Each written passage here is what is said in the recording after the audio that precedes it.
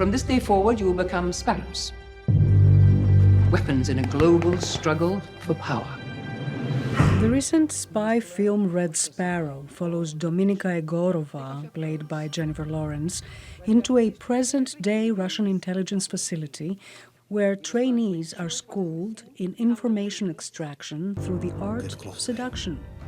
In an interview with The Voice of America, Lawrence defended the sexually charged spy film as realistic and liberating.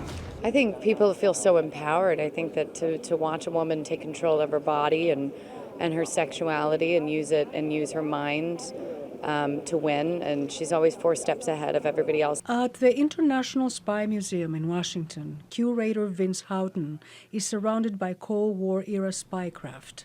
Umbrellas that can fire tiny pellets filled with poison, fake Russian and U.S. passports, and bugging devices. Houghton says many of these items inspired classic Hollywood spy films and may be still used in some capacity into today's spycraft. But others, he says, like Sparrow schools in Russia, are a thing of the past. Certainly during the Cold War, there were schools that trained women within the Soviet Union to use their bodies, to use sexuality, to gain intelligence. It wasn't just women. The East Germans, so Russian proxies, were very effective at using what we call Romeo Spies. Are we going to become friends? Today, he says, such practices are frowned upon. The CIA, you can actually get fired if it's found out that you had a relationship with one of your assets, one of your sources. So, Houghton says, though Red Sparrow may be an entertaining film, its flawed timeline and two-dimensional characters undermine what could be accurate depictions of Russian espionage and political ruthlessness today. Take off your dress.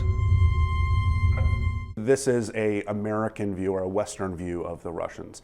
And that goes back throughout the Cold War and a lot of the pop culture that you see, whether it's Hunt for October or moving to some of the John le Carré films. The idea of the Russian or the Soviet as being kind of a unfeeling, it's designed to create a bad guy. It's designed to create a dehumanized bad guy. Stalin's dead. Stalin is dead! Comedy about Russian politics can also be controversial.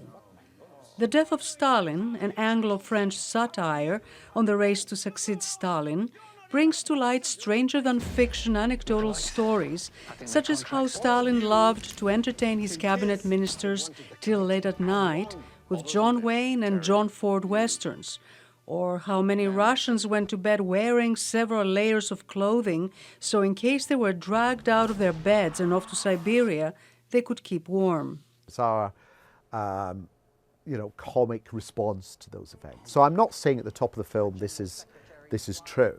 What I'm saying is watch it for what it is, and then when you go afterwards, if you're intrigued, go online and have a look, and you'll be amazed by how much of it happens to be true. Yanucci says though his film was banned from Russian theaters before the recent presidential elections there, it has been embraced by Russian audiences who watched it online. He says the Death of Stalin is satirizing the Kremlin and the absurdity of the purges, not the plight of the Russian people. Penelope Poulou, VOA News, Washington.